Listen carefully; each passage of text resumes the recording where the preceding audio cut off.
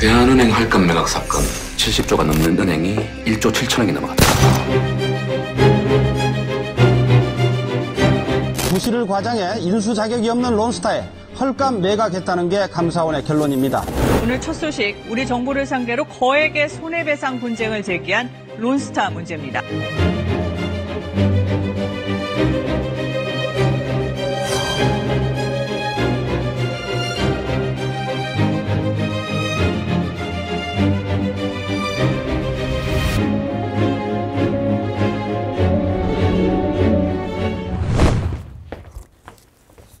자, 빨리 하고 집에 가자. 시작할까?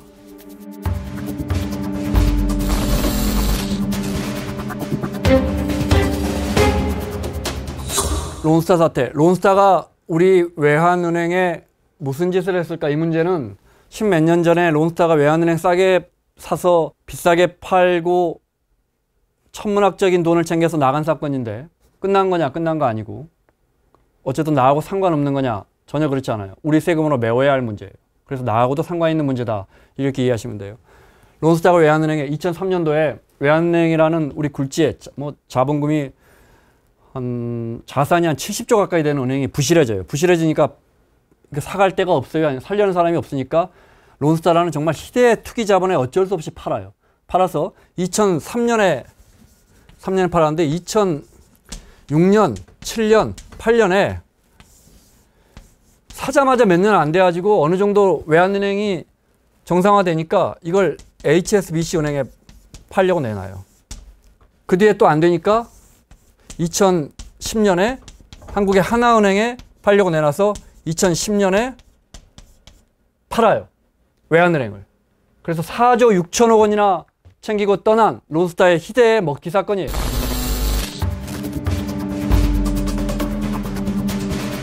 그런데 ISD 소송이라는 건 뭐냐면 방금 말한 것처럼 2008년도에 HSBC에 팔려고 했는데 우리나라 정부가 론스타가 외환은행 인수할 때 헐값에 인수하도록 우리나라의 고위 공무원들이 연루된 거 아니냐, 무슨 의혹이 있는 거 아니냐 해서 검찰이 조사하고 있으니까 팔지 마요 해서 우리 정부가 발목을 딱 잡아. 2010년에 다시 이제 그때 고위 공무원들은 무죄 판결을 받는데 그때 외환은행이 또 론스타가 인수해서 외환카드를 인수하는데 외환카드의 주가를 일부러 떨어뜨려서 헐값의 외환카드를 인수합병 아니냐, 이 의혹은 유죄 판결을 받아. 그러니까 당신네들 론스타 외환카드로 장난쳤으니까 아직 대한민국 법정에서 승부가 끝나지 않았으니까 팔고 가지 마, 팔고 도망가지 마라고 또 발목을 잡아. 여기는 이제 하나은행에 팔려고 했는데, 그래서 이때 엄청 비싸게 팔려고 했는데 한국 정부 때문에 못 팔았다. 이때 하나은행에 비싸게 팔려 결국 2012년에 팔고 떠나는데 이때도 한국 정부에 발목 잡혀서 제값 받고 못 팔았다. 그때 손해본 돈이 5조 원이나 되니까 그걸 한국 정부가 물어내라면서 ISD 소송이라는 것은 투자자와 국가 간의 손해배상 소송제도, 그러니까 한국 정부가 우리 기업에게, 론스타라는 투기자본에게 발목 잡아서 손해봤으니까 한국 정부가 물어내세요 라는 소송을 제기했고 소송이 진행 중이에요. 물론 여기서 얼마가 결정이 나든 1원이라도 배상해라고 한다면 그건 우리 세금으로 배상해야 되는 거죠.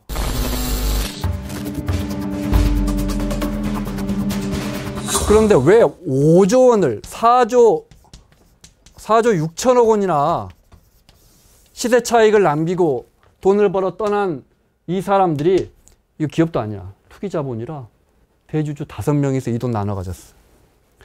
호주 뭐 이런 사람들인데 왜 갑자기 근데 또 5조 원이나 대한민국 정부가 내라고 하느냐, 뜯어봤더니 이번에 탐사보도팀에서 이거 진짜 웃겨요. HSBC 은행에 팔 때 그때 한 1조 원 정도 더 비싸게 팔 수 있었는데 한국 정부 때문에 손해봤어. 하나은행도 2010년에 팔았으면 1조 원 정도 더, 하나은행에 팔았으면 외환은행을 1조 원 정도 더 챙길 수 있었는데 손해봤어. 그래서 2조 손해. 이것도 웃기죠. 만약에 이때 제대로 팔아갖고 자기들 말처럼 제대로 팔고 떠났다면 하나은행에는 팔 수조차 없는 거예요. 그런데 이 손해액과 이 손해액을 더해놨어요. 왜 이렇게 뻥튀기를 시켜놨을까? 그 다음에 나머지 3조 원 정도는 예컨대 한국 정부가 우리한테 수조 원을 배상할 거니까 그러면 이게 아마 벨기에 본부가 있나 봐. 그러면 이제 그 3조 원 갑자기 뭉칫돈 번 거에 대해서 벨기에 정부에 우리가 세금 내야 되는데 그것도 한국 정부가 내줘요.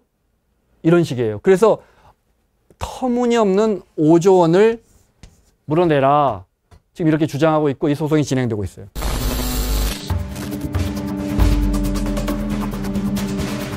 그러면 우리 정부는 잘 대응했는가? 기본적으로 산업자본은 은행을, 금융자본을 인수할 수 없어요. 왜 그럴까? 금산분리, 은산분리 이렇게 많이 들어보셨을 텐데 왜냐하면 산업자본, 삼성전자가 우리은행을 인수했다. 인수하기 쉽죠. 삼성전자는 뭐 1년에 뭐 60조씩 영업이익이 남는 46조씩 영업이익이 남는 회사인데 살려면 얼마든지 은행을 사버리지. 그런데 우리은행에는 우리들의 예금이 들어있어요. 대출도 들어있지만 내가 예금한 돈을 삼성전자가 자기 계열사를 놔두고 2조 원만 더 빼봐요. 이렇게 되면 안 되니까. 그래서 기본적으로 산업자본은 은행 인수가 엄격해요. 엄격해. 금융자본만 인수할 수 있어요. 그것도 지분이 여러 가지로 나눠져 분산돼 있어야 돼요. 기본적으로 은행은 공적인 거예요. 그래서 함부로 누구한테 팔기가 쉽지 않은 거예요. 그런데 그러면 론스타는 무슨 자본이냐? 이거는 뭐 산업자본이냐 금융자본이냐? 엄밀히 말하면 투기꾼인데 론스타는 기본적으로 당시에도 이미 일본에 100개 이상 골프장을 소유하고 산업자본이 수조 원어치 있었는데 그 기준이 우리 법에 2조 원 이상 이런 산업자본을 갖고 있으면 이건 산업자본으로 판단하는 거예요. 이런 자산을 갖고 있으면 공장을 갖고 있든지 그러니까 금융자본이 아니라고 판단하는데 이미 2003년에 외환은행을 헐값 인수했는데 2008년 이 무렵 우리 정부가 알고 있었다는 거야. 이 녀석들 산업자본이구나 하는 게 문서로 드러나 있었던 거예요. 그러면 뒤늦게라도 알았으면 그때 하나은행에 외환은행을 매각하고 튈 때 우리 정부가 니네 근데 처음에 사들일 때 산업자본이었지. 이 처음에 외환은행을 샀던 것 자체가 무효야. 그러니 너네 이거 팔고 먹튀할 생각하지 마. 이렇게 강하게 밀어붙일 수 있었는데. 그 다음에 지금 ISD 소송을 하면서 이 문제를 집중적으로 부각할 수 있었는데 왜 이 문제를 부각하지 않을까? 이 문제가 하나 있고 또 하나는 사실은 인수할 때부터 관련된 의혹이 있었어. 산업자본인가?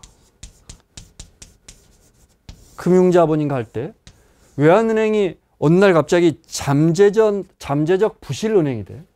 잠재적 부실하니까 부실은행이 됐겠죠.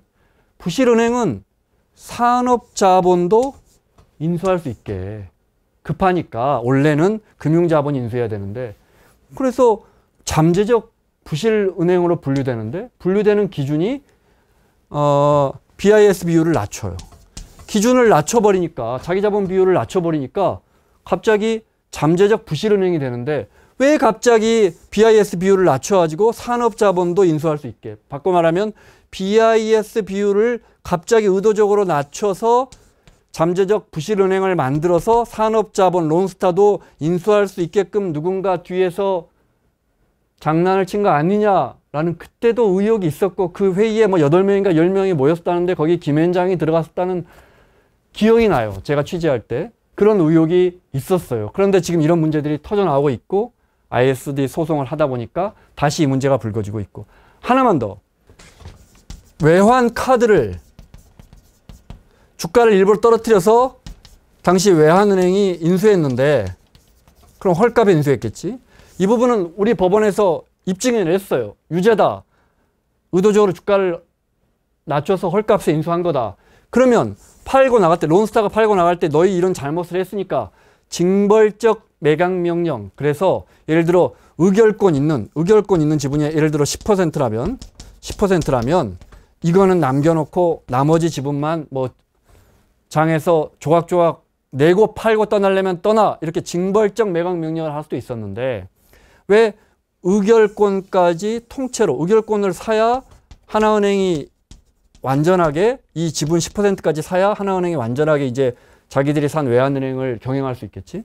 이것까지 팔게 해줄 수 있는 일반 매각을 허용해 줬느냐. 그때 분명하게 이런 외환카드 이런 사기를 친 일당들이니까 징벌적 매각 결정을 해줬으면 어땠을까?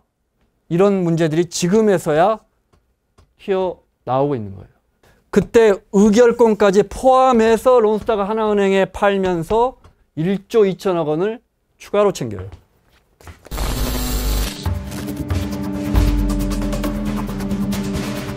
마지막.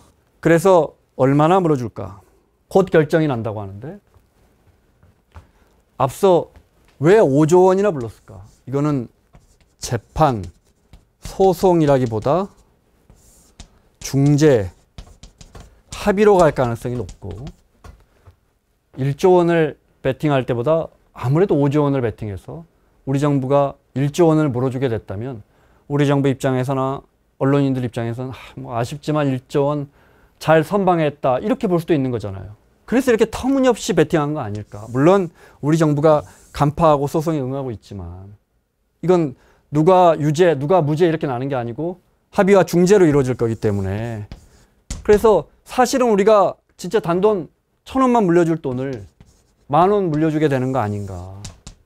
이 부분을 눈여겨보면서 그래서 ISG 소송이니 외환은행이니 론스타니 매우 어려운 말들이 나오지만 우리가 이 소송에 관심을 가져야 하는 1조 원이 얼마나 큰 돈이에요. 우리 국민들이 이 소송에 관심을 가져야 하는 이유가 여기 있는 거예요. 결국 론스타가 9년 만에 외환은행을 팔고 떠나면서 4조 6천억 남겼는데 우리가 무슨 사기를 당해도 그 돈은 우리나라 안에 남아있는데 4조 6천억 챙겨가버린 돈은 우리 땅을 벗어난 돈이잖아요. 우리 경제에선 최고로 안 좋은 돈이에요. ISD로 물어줘야 하는 돈 역시 심지어 이건 우리 세금으로 물어줘야 되니까 우리 입장에서는 가장 안 좋은 싸움에서 지는 거예요. 우리 국민이 우리 국민에게 지는 게 아니기 때문에. 그래서 우리가 이 소송에 더 관심을 가져야 하는 거예요. 됐지? 가자.